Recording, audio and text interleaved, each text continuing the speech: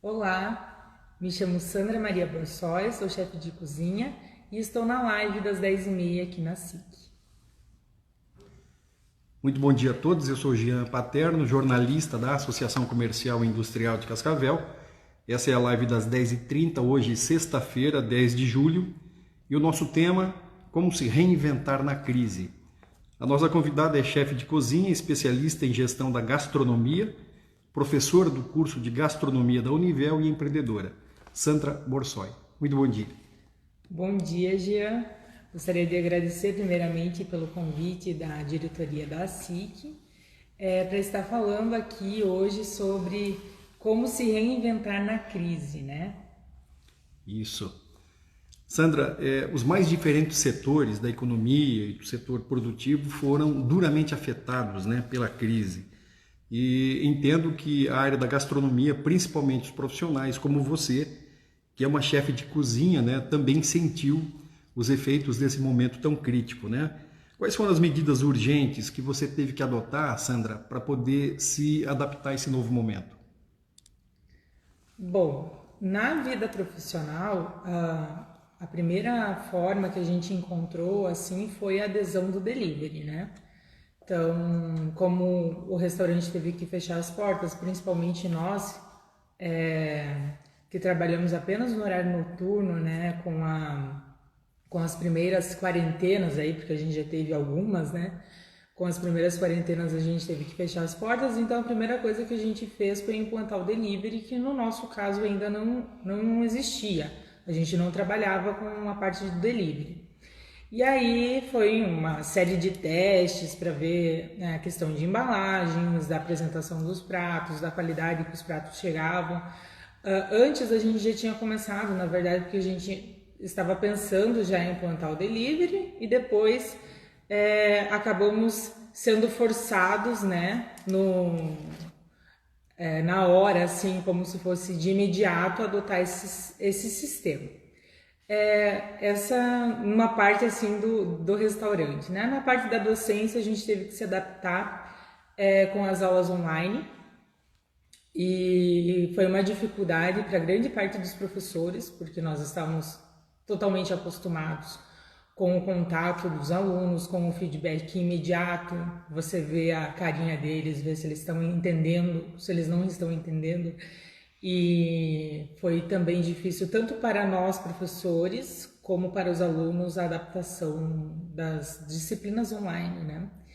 E em casa, com a pandemia, também tive que me adaptar, principalmente financeiramente, né? Então, nós, ao passo que todo o caminho da alimentação está indo para o delivery, a gente teve que cortar bastante das refeições por iFood ou por delivery e começamos a cozinhar mais em casa. Acredito que essa tenha sido uma prática adotada por bastante pessoas aí, né? Cozinhar mais em casa para gerar economias. Esse processo exige, né, uma reinvenção rápida, uma readaptação nos mais diversos setores. Você citou alguns aqui, né, Sandra? Mas quais foram os processos de adaptação que foram os mais difíceis, né, nesse momento tão inesperado? Acredito que atender às necessidades do público, né, é difícil. A gente ainda está tentando, na verdade, é bem complicado assim a gente ter um processo assertivo, né? Então, eu acredito que na parte de restaurantes em geral, todo mundo ainda está numa fase de tentativas, que ninguém acertou bem ainda. Lógico que tirando aí as empresas que já tinham bastante sucesso com delivery, mas as que tiveram que implementar esse novo método muito assim forçadamente com a crise, né? Eu acredito que todas as empresas estão passando por um momento de reinvenção aí, de descobrir o que o seu público quer, né, receber em casa, a forma que esse produto chega para o cliente, qual que é a percepção do cliente. Então lá no restaurante que eu trabalho a gente tem feito várias pesquisas assim, mas ainda nós estamos em processos de tentativas, né? E as maiores dificuldades justamente é essa questão de você acertar, né? Porque você quer de toda maneira acertar, ter sucesso nisso, né? E, e como o mercado agora está quase que desleal na questão de concorrência, porque todo mundo é teu concorrente antigamente, antes da pandemia, você existia concorrentes físicos, agora são concorrentes digitais e que é tudo ao toque de um dedo, então fica uma concorrência muito desleal. Porque você antes ia para um restaurante, se não te agradasse um cardápio, você sentava, já estava lá no local, você realmente ia comer alguma coisa lá, mas talvez não fosse voltar. Agora não, você vai procurar o que mais te agrada, né, no celular. Então a concorrência fica muito mais difícil. Além do número de concorrentes que você tem, né? Então, essa parte eu acho que é a mais complicada e que ainda todos estão em fase de testes. Ninguém achou ainda a solução ou como obter sucesso definitivo nessa parte, porque nós estamos em um período difícil, né? E que não é um período assim que vai durar a vida toda. É um período que vai logo acabar. Então, é um momento difícil mesmo. Muitos têm dito que as plataformas tecnológicas, né, para os mais diversos setores econômicos vieram para ficar e elas alcançam também esse segmento da gastronomia, né?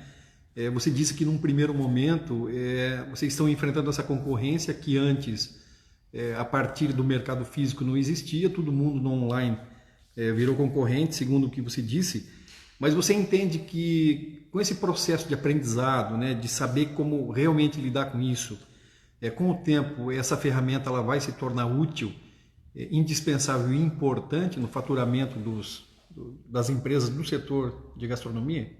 Com certeza, né?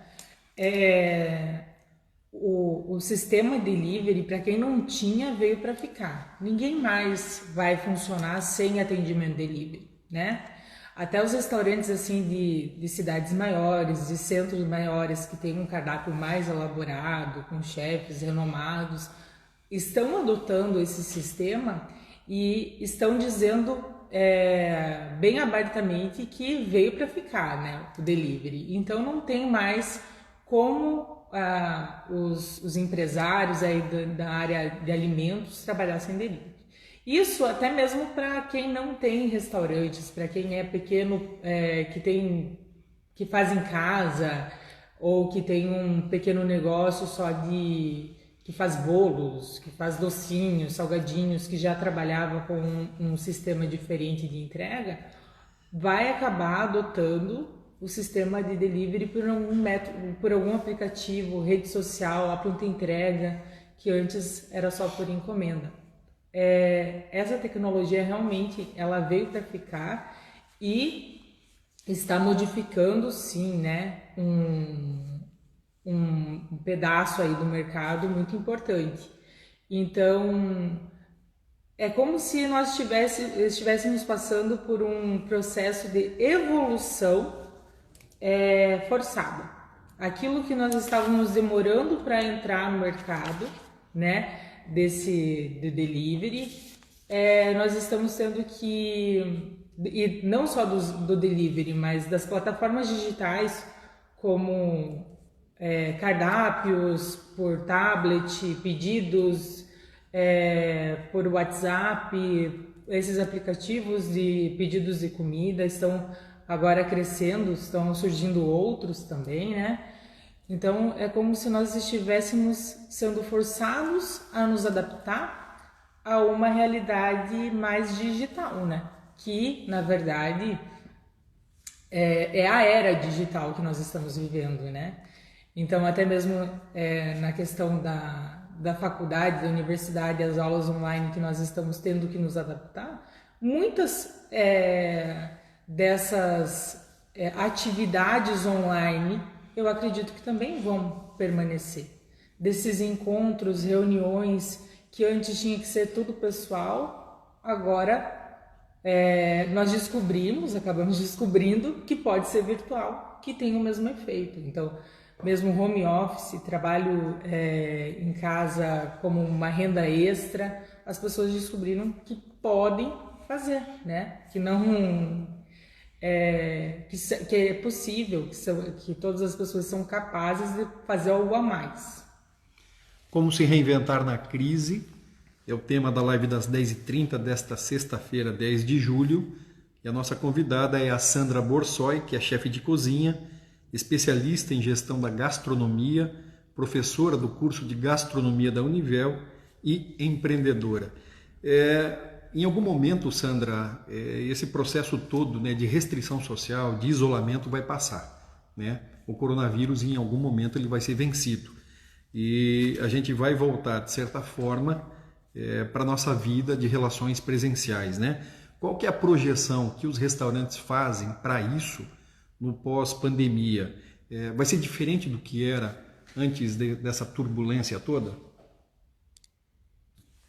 Bom, eu acredito assim que nós vamos ter que manter, na verdade, né, esses cuidados redobrados que já estamos tendo, né? Eu acho que não vai voltar tão cedo ao normal daquela liberdade que nós tínhamos antes, né? Do contato pessoal, nós estamos quase que viciados em passar álcool em gel nas mãos, né? A gente passa, se tem um potinho de álcool em gel, a gente fica passando a todo momento, de minuto em minuto.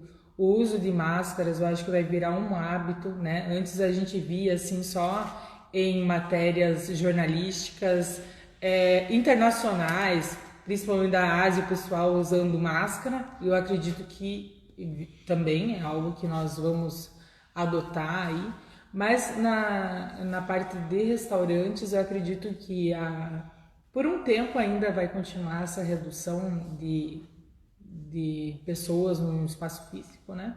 Até por segurança. É lógico que os restaurantes querem atender um número maior de pessoas, precisam, porque esse período da pandemia tem afetado muito a questão econômica, né, aí de faturamento dos restaurantes caiu bastante, tanto que eu acredito que vai, ao passo que aumentou a concorrência digital aí por aplicativos, eu acho que também vai reduzir muito a concorrência física, porque muitas pessoas, isso de todas as áreas, né, não vão aguentar muito tempo, porque tá bem complicado, principalmente na nossa área que tem um custo muito elevado, né? A maioria das pessoas não tem noção dos custos que quem trabalha com alimentação tem, né? De funcionários, de alimentos, são alimentos que são perecíveis, então você não tem como estocar por muito tempo, pode estragar, tem que jogar fora, enfim, existe aí um desperdício atrelado a tudo isso. Eu acredito que as novas práticas então sejam, né, de redução ainda por um bom tempo de atendimento ao público, nessa restrição começa com 50%, depois passa para 75%, até chegar em 100% do público normalizando aí. E álcool em gel, eu acho que é uma coisa que veio para ficar nas mesas para você fazer uma higiene pessoal ali, né? O uso de máscaras, eu acho que não dentro do restaurante, porque é difícil manter, né? Um restaurante você está comendo, está bebendo, você não vai ficar com máscara para fazer isso, mas na rua, para entrar no restaurante, acho que vai por um bom tempo ainda precisar da máscara. E no processo de serviço e de cozinha, os cuidados vão se manter, porque é um risco que as pessoas que consomem correm e as pessoas que trabalham também. Então vai continuar sendo esse cuidado redobrado por um bom tempo ainda. Até. Ela nasceu em Pato Branco, é casada, mãe de uma filha e mora na região oeste do Paraná há 10 anos. Sandra Borsoi é convidada da live das 10h30 da SIC desta sexta-feira e fala com a gente como se reinventar na crise. A partir de agora, então, a gente começa a falar um pouquinho da Sandra como profissional, como chefe de cozinha e de como ela sentiu o impacto, né, dessa crise provocada pela pandemia do coronavírus e de como tem sido, Sandra, esse processo de reinvenção profissional para você. Bom, para mim, né, diante da pandemia, então eu tenho já 2 empregos, né, eu trabalho como chefe de cozinha, sou professora da área de gastronomia há 10 anos, desde que eu vim para o Oeste, né, eu trabalho com a docência, na Univel já estou há 8 anos no curso, desde a primeira turma, e diante desse novo cenário, eu tive também que pensar em alguma coisa de como aí gerar uma renda extra, né? E várias ideias passaram pela minha cabeça, porque como eu trabalho já na área da gastronomia há bastante tempo, eu tenho facilidade de fazer inúmeras preparações, né? Então eu pensei em fazer massa, pensei em fazer pão, pensei em fazer bolacha, mas tudo isso demandava de um espaço que em casa eu particularmente não tenho. E nem de alguns equipamentos aí que eu teria que conseguir comprar para fazer, e aí teria que ter um investimento que eu também não teria. Então, o que ficou fácil para mim pensar, né? Bom, a família do meu marido faz bastante geleia, a avó dele faz geleia para vender lá em Blumenau, né? E a gente sempre foi muito fã dessas geleias. A minha sogra também faz, e de memórias afetivas gastronômicas da minha casa também, a minha avó sempre fazia para conservar melhor as frutas, né? De época, quando eu tinha bastante frutas em determinada época, acabava fazendo umas compotas, algumas geleias e utilizava aquilo em outras épocas do ano, né? Formas de conservação de alimentos aí que estão na humanidade há centenas e milhares de anos. Aí então surgiu a ideia da gente começar a produzir geleias artesanais, né, caseiras, porque particularmente eu e o meu marido a gente sempre discutiu isso, como que as geleias caseiras são muito melhores do que as que a gente compra no mercado e por que às vezes as pessoas não dão valor, mas ao mesmo passo, quando a gente recebia convidados em casa e a gente servia as geleias que eram caseiras, que a avó dele fazia, todo mundo adorava. Então a gente achou aí um caminho, né, para começar a fazer geleias, porque o que a gente ia precisar? Das frutas, de um fogão, de uma panela, né, para cozinhar a geleia. É um produto que tem uma durabilidade, então eu posso armazenar, não vai estragar se eu não vender de imediato, né, diferente de um pão, de uma bolacha ou de um bolo, que se eu não vender em 1-2 dias ali já vai perder qualidade, a geleia se conserva. E aí a gente começou a discutir aí como que a gente iria chamar a geleia. Daí o Guilherme até deu a ideia, não, vamos chamar de chimia ou de geleia? Daí eu falei, chimia, né? Aí surgiu o nome, chimia. Eu pensei até, vamos fazer Mia, e daí colocar a imagem de um gatinho, por causa do Mia. E aí surgiu a nossa logo, né, da Chimia. Daí eu já mandei fazer uns adesivos, né, com um lugarzinho para colocar a data de fabricação, que eu acho importante ter, né, o sabor, que aí a gente utilizaria a mesma etiqueta para todas as geleias, e daí escreveríamos à mão, então o sabor, e o contato, né, e a validade, o prazo de validade que a gente colocou embaixo, que é bem pequenininho, validade por 60 dias, né. Então é um produto que a gente consegue fazer, armazenar, né, não tem uma perecibilidade tão grande, então a gente não precisa se preocupar em vender de imediato. E tivemos um resultado bem curioso, assim, sabe? Tivemos uma adesão aí por nossos amigos a princípio, né? Agora estamos começando a ter novos clientes que não são do nosso círculo de amizades. Então tá bem interessante, assim, estamos pensando já em novos produtos, mas a gente ficou bem feliz com o resultado primário assim, do produto.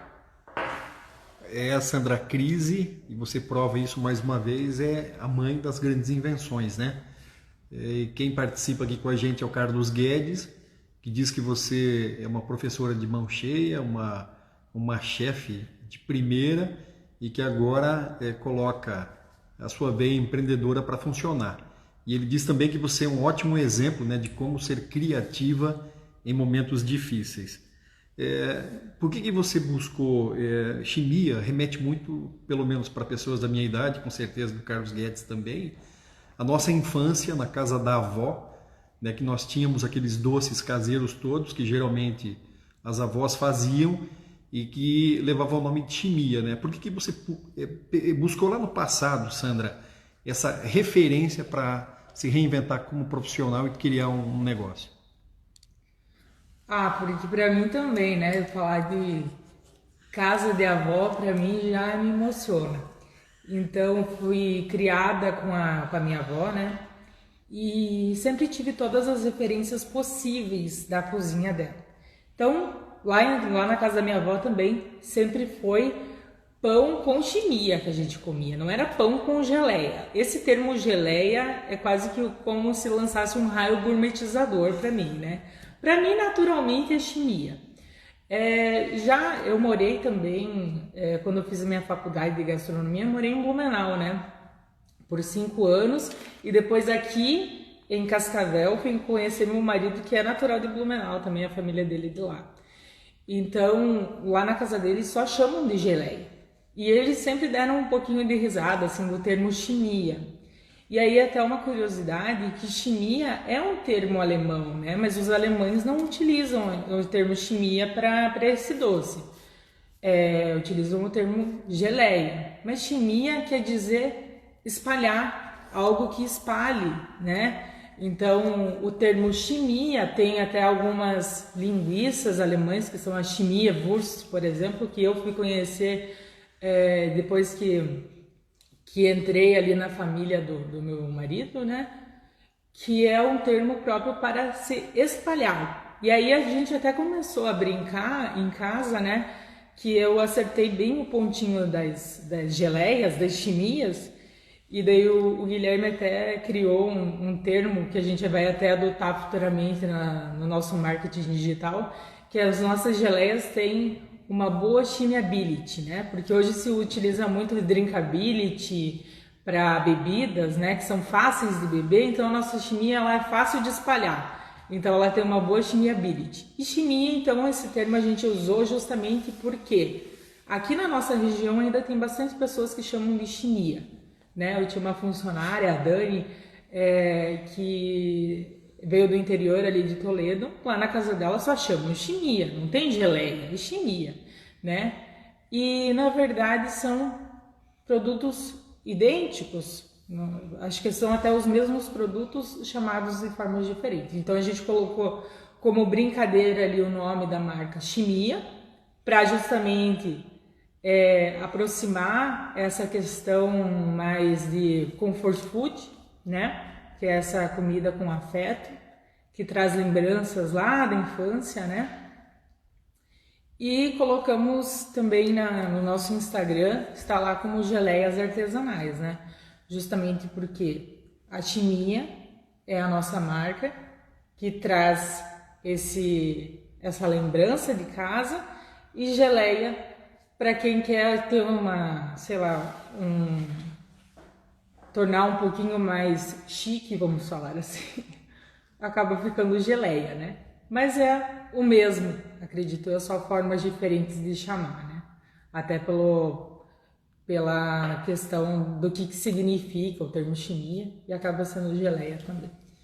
Sandra Borsoi aqui nos acompanha hoje na live das 10h30 da SIC, e ela fala pra gente, né, desse processo de reinvenção que ela está experimentando em função dessa situação tão nova e inesperada que nós e o mundo, né, nós todos enfrentamos. O que eu gostaria de saber, Sandra, é quem fabrica, se é só você que coloca a mão na massa, quais são os sabores, né, de chimias, que é a marca, mas das geleias que vocês estão fabricando, e como as pessoas podem, né, ter acesso e comprar esse produto. Quem fabrica, na verdade, assim, quem produz as chimias sou eu, né? Eu faço elas em casa, mas eu não faço sozinha, né? Eu e o meu marido. Então o Guilherme, ele geralmente esteriliza todos os vidros, ele envasa as chimias e ele pasteuriza depois. O que eu faço? Eu faço a chimia em si, né? A gente tem ideias dos sabores juntos, né? O que a gente vai fazer na semana. Até agora, que a gente começou faz pouco mais de, acho que faz uns 2 meses que nós começamos a fazer, nós já fazemos de vários sabores. Então, alguns sabores, né, como o pocã, por exemplo, que a gente pegou, que é uma fruta da estação, que bastante daqui da nossa região, a gente fez, princípio, porque eu amo pocã, aí eu pensei, não, vou fazer uma chimia de pocã. Aí a gente fez, a princípio parecia que não ia vender, de repente vendeu tudo e as pessoas pediram novamente o mesmo sabor. Daí fizemos também de goiaba, de frutas vermelhas, que são as mais tradicionais, que as pessoas gostam mais de comer com pão e nata, né?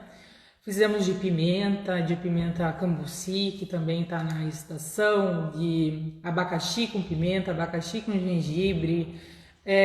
Atualmente a gente fez de cupuaçu, que é uma fruta do norte, né, do país, pouco popular aqui na nossa região, mas eu encontrei no mercado a um preço super acessível e daí eu descobri também que eu não sabia nem manusear o cupuaçu, né, tive que aprender. Primeiro comprei um monte de cupuaçu, depois a gente foi abrir, não estava bom, daí tive que voltar no mercado, comprar, testar lá, e daí eu aprendi como que ver se o cupuaçu tá bom, como que tira a polpa do cupuaçu. Tem uma amiga que mora no Pará, aí a sogra dela faz bastante doces também típicos paraenses, né?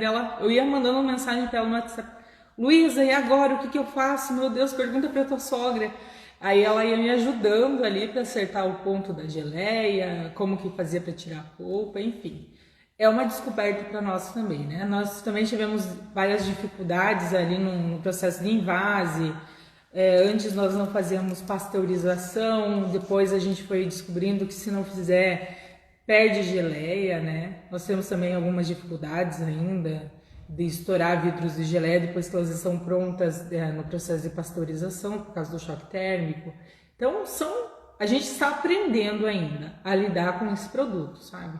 Mas é um trabalho em família. Até minha filha faz na imaginação dela, né? Ela pega lá na cozinha dela, começa a fazer geleia. Esses dias ela fez uma geleia de polvo com leite condensado, que é o leite condensado, né? Então ela estava lá inventando geleias. E fica essa brincadeira em casa, né? Sandra, você tocou num ponto muito interessante, que nesse período de restrição e de isolamento, as pessoas em casa estarem buscando caminhos alternativos, né, para poder passar o tempo e principalmente para que as famílias possam se aproximar, né? E o Brasil não tem muita tradição nisso, né, diferente de países europeus, nos quais as famílias costumam, né, desde que as crianças são muito novas, a cozinhar juntas, né? Você acha que isso pelo menos se transforma numa oportunidade de fazer com que estar junto na cozinha, fazendo algum alimento, vai acabar de certa forma aproximando ainda mais as famílias? Com certeza, né, Gil? Eu acho assim que em casa a gente sempre teve, desde que eu me lembro por gente, sempre ajudou a avó a preparar as comilanças, né? Então pegava um dia, fazia pão, todo mundo ia lá ajudar a cilindrar o pão, né? Ficava com o braço doendo. São culturas que a gente vai perdendo, né? O dia do tortéi era lá um sábado de manhã, que estava todo mundo livre, a avó fazendo a massa, a mãe colocando o recheio, cortando, e as crianças lá ajudando a fechar os tortéis com o garfo. A Inholine, mesma coisa, né? São culturas da nossa região, né? Trabalhar em família, assim, algo bem italiano, assim, né? Tá todo mundo reunido ali fazendo alguma coisa na cozinha. E nesse período que a gente tá mais em casa, todo mundo tá cozinhando mais, né? Chegou o final de semana, pensa em fazer alguma coisa, pensa em pedir alguma coisa, mas tá ocioso, vou inventar alguma coisa aqui. Já pega uma receita na internet e já vai pro fogão, né? E as crianças, lógico, que acabam imitando os pais, né? A criança, ela imita muito o que a gente faz. Então, a Clara, desde pequena, ela já quebra ovo, né? Eu sempre digo que a Clara, às vezes, quebra ovo melhor que alguns alunos que eu tenho, viu? Que estão fazendo faculdade. Ela já sabe quebrar ovo melhor que alguns. E quer sempre estar ali perto do fogão, fazendo omelete, ovo mexido, panqueca, que ela adora. E isso traz vai formando algumas memórias nas crianças, a que nós temos, mas que alguns adolescentes de hoje em dia não têm, né? Que é daquela proximidade com a cozinha, com os sabores familiares, com os aromas, né? Que nessa vida corrida que a gente estava levando, né? A gente não tinha tempo realmente para parar, para fazer uma refeição em família. Então hoje, assim, eu dou muito valor atualmente para esse momento que a gente tem em família, sabe? Porque antes nós não nos dávamos conta de quão gostoso que isso realmente é, né? De diariamente você sentar com a tua família, fazer a refeição, que muitas vezes a gente acaba perdendo isso pela vida corrida, né? Então foi um momento que a pandemia nos proporcionou. Ela é chefe de cozinha, especialista em gestão da gastronomia, professora do curso de gastronomia da Univel e empreendedora. A convidada da live das 10h30 desta sexta-feira, 10 de julho, Sandra Borsoi. Ouvindo você falar aqui, Sandra, sobre como a gastronomia aproxima as famílias, eu lembrei que as plataformas de streaming, né, estão aproveitando para disseminar tudo que podem no que se refere a concursos e a programas ligados à gastronomia, justamente entendendo que as famílias, por cozinharem juntas, também vão assistir a esse tipo de programa juntos, né? E eu estou assistindo um que está muito interessante, que é o Final Table. Não sei se você teve a oportunidade de ver esse programa ou não, mas ele reúne, não tem prêmio nenhum. O grande prêmio do chefe vencedor é poder se sentar à mesa com 9 grandes chefes da atualidade mundial. E para minha surpresa, nesse programa apareceu a Helena Rizzo, não sei se você conhece ou não, que é considerada uma das maiores chefes do Brasil, tem o melhor restaurante da atualidade de São Paulo, e ela foi extremamente feliz, né? Apresentou o prato dela, que é o prato assinatura dela, né? Que ela fez uma feijoada minimalista, né? Então, do lado de grandes caras, do Acate, o norte-americano, do Olveira, o mexicano, quer dizer, nomes assim mundiais da culinária, e uma brasileira lá, né, nos orgulhando. Eu fiz toda essa contextualização para saber se você tem, Sandra, um prato assinatura e qual é esse prato. Realmente, Jean, esses programas que trazem a gastronomia como tema principal são um sucesso, né? A gente vê aí até o MasterChef, agora o Mestre do Sabor na Globo, enfim, né? Vários programas que têm esse apelo e todo mundo acaba se sentindo quando assiste, né? Hoje em dia é muito fácil você encontrar por aí Paolas, Jacans e Fogaças, né? Todo mundo é crítico gastronômico agora, né? De uma hora para outra todo mundo virou crítico gastronômico. Eu trabalhei até algum tempo com a chefe Manu Bufara, né? Lá em Curitiba. Considero ela minha mentora até, né? Porque aprendi muitas coisas com ela. Tenho colegas que já trabalharam, inclusive no Mania, lá com a Helena Rizzo. E assim, prato assinatura no meu dia a dia eu até fiz alguns, né? Fiz alguns para colocar nas aulas de gastronomia contemporânea, que eu dava essa disciplina na Univel, dei por 6 anos essa disciplina de cozinha contemporânea lá no curso de gastronomia da Univel, então tive que adaptar ali, fazer alguns pratos, fiz até um bem legal que era uma espuma de polenta com galinha caipira em molho, azeite de sálvia e tomates confits, e cubos de vinho tinto colonial, né? Foi assim, referências à minha memória gustativa da cozinha que a minha avó fazia. Porque a minha memória gustativa, ela é muito relacionada à cozinha de imigrantes da Itália, né? Então não é a cozinha italiana em si, mas a cozinha imigrantes, que é diferente, que traz a polenta como um carro-chefe, o frango em molho como carro-chefe, que é diferente dos pratos típicos italianos, né? E ali no restaurante que eu trabalho atualmente, ali no Paiolo, um dos pratos, assim, assinatura, que eu ajudei, na verdade, a criar, né? Porque a gente teve até uma consultoria com o chefe André Piontek, que foi um Masterchef, inclusive, né? Participou lá do Masterchef, de uma edição profissional. Foi o atum com purê de cenoura, crosta de panko com gergelim e aí mini legumes glaciados. Então, a estrutura do prato eu criei, ele deu o toque final, sabe? Então foi bem legal porque é um dos pratos que quando o Paiolo estava funcionando ali com o público aberto, a gente tinha no cardápio, agora para delivery a gente tirou esse prato, mas que era um dos pratos mais pedidos. Então foi bem legal, assim, porque eu pude colocar ali também um pouquinho da minha essência, do meu jeito, né, da minha cara no cardápio também. Olha, Sandra, se depender da torcida do pessoal que está nos assistindo aqui, você, em alguma edição do Masterchef, você vai ser convidada para participar. É um bom sinal, né?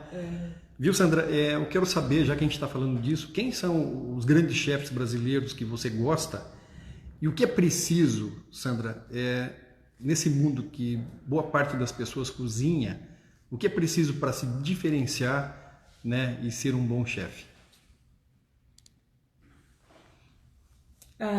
Primeiro falando da profissão chefe de cozinha aí, né? Ser um bom chefe, ele requer vários atributos, na verdade, que não são apenas de cozinhar bem, né?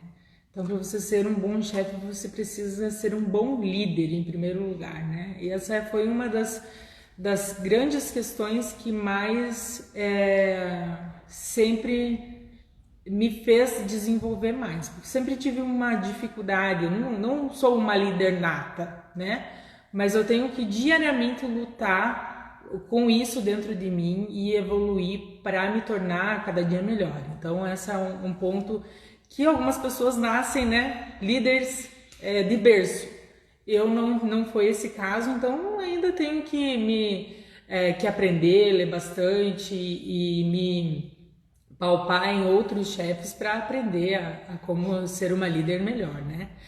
No caso de cozinhar, para você ser um bom cozinheiro, vamos colocar assim, né? Você tem que conhecer bastante os alimentos, conhecer a história da gastronomia. Eu acho interessantíssimo e importantíssimo porque você entende os processos, entende o porquê que você precisa ter tanta técnica e entende também que às vezes uma pessoa que tem mais a gastronomia intrínseca, né, que participa mais, que degusta mais produtos diferentes, tem facilidade melhor em cozinhar do que aquelas pessoas que não gostam, são mais enjoadas, vamos colocar assim, que não come qualquer tipo de comida, ou que a cebola não pode ter cebola no prato, enfim, que a carne tem que ser bem passada, vai ser mais difícil de ter um desenvolvimento melhor dentro da gastronomia, né? Porque o teu gosto culinário interfere muito no que você vai preparar para o teu cliente, né? Você coloca no prato aquilo que você gosta, você quer servir para o cliente aquilo que você gosta. Então, você estudar, você acaba conhecendo um mundo, né? Eu nunca saí fora do país, mas eu sempre falo que eu tenho certeza que eu conheço muito mais da Itália e da França do que muita gente que já foi viajar para a Itália e para a França, porque eu sou fascinada por esses dois países em termos de gastronomia. Até porque, desde que eu entrei na Univel, eu dou aula de cozinha clássica francesa e italiana, então eu tenho uma facilidade maior com esses dois assuntos. Agora, os chefes brasileiros que eu mais gosto, referência para mim, em primeiro lugar, a chefe Manu, né, que é uma chefe paranaense, que está despontando aí, né, internacionalmente também. Como eu conheço pessoalmente ela, já trabalhei com ela, tenho uma afinidade com ela, então para mim ela é minha ídola da cozinha, né? A chefe Manu, para mim, ela é nota 1000. Outras chefes que eu tenho bastante admiração, né? A chefe Roberta Sudbrack, pela história dela, a chefe Helena Rizzo, com certeza, né? Também.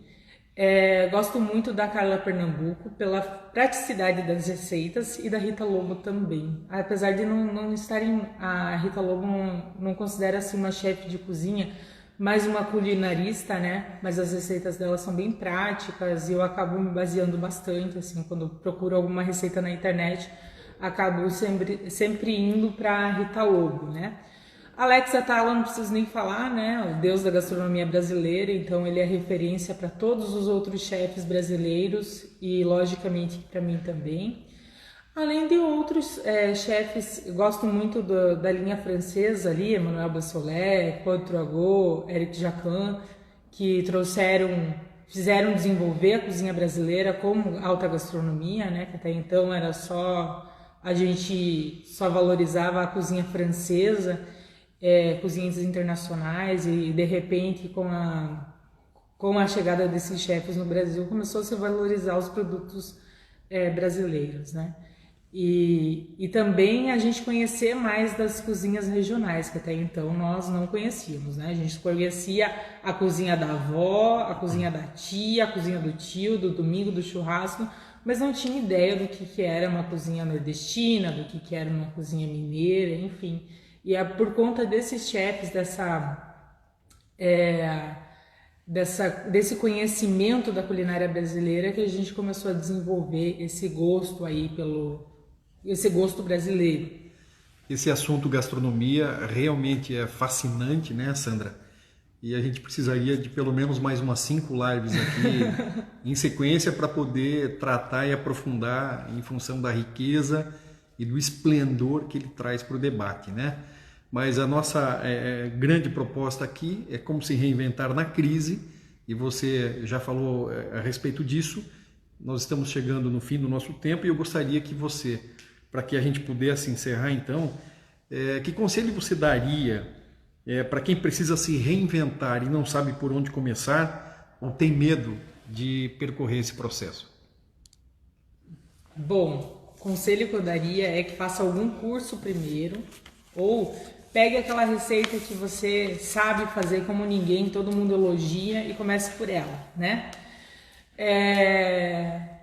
Redes sociais e WhatsApp, eu acho que não tem como ficar sem, né? Você tem que postar no Instagram, tem que divulgar para os seus amigos, pelo menos no WhatsApp, que é por onde mais vende. Eu, atualmente, vendo muito mais por WhatsApp do que por Instagram. Ainda não descobri a forma certa ali de captar clientes por Instagram, porque é mais difícil, né?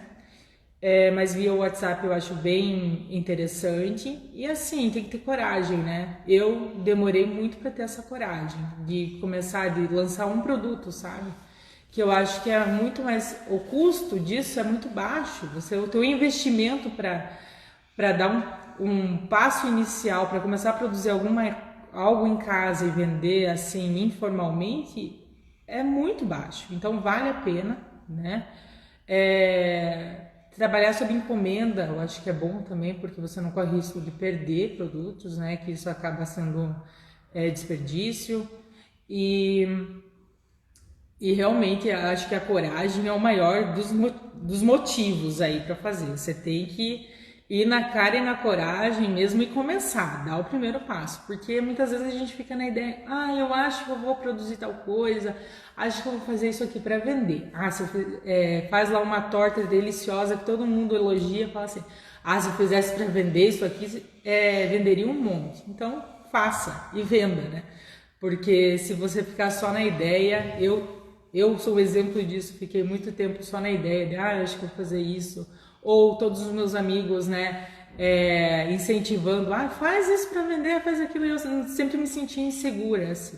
Até o momento que fiz e deu um resultado bem bacana. Então, se fosse para dar um conselho direto para alguém que tem vontade de vender algum produto que sabe fazer bem, que acha que é um diferencial no mercado, porque precisa ser diferente dos demais, né? Não pode ser a mesma coisa. Então, faça. Dê o primeiro passo, venda para os amigos, né?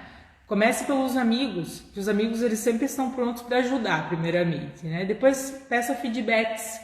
O que você achou? Onde que eu posso melhorar? Você gostou?